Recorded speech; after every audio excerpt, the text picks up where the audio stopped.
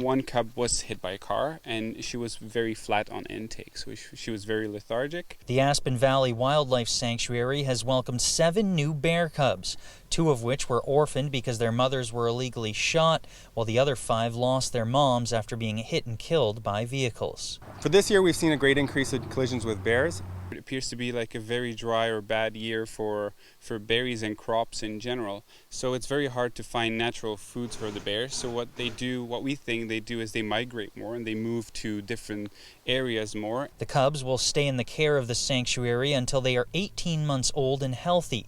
With the exception of today, only their 2 keepers get to see them in person for feeding twice per day to try and maintain their wild nature. We don't want bears that are used to people, because those bears are going to be like problem bears, like people call them. Bringing the bears into care is not an easy task for the sanctuary, physically or mentally. When mom is still next to them, they try to nurture and still stay with mom, but we have to take them off, pull them off of mom and bring them to us. So it's not a nice sight. When the bears are ready, they are released into a safe space decided by the Ministry of Natural Resources. So they go back to the district where they were found. So we don't release them where we want to, it's just where the ministry tells us to release them.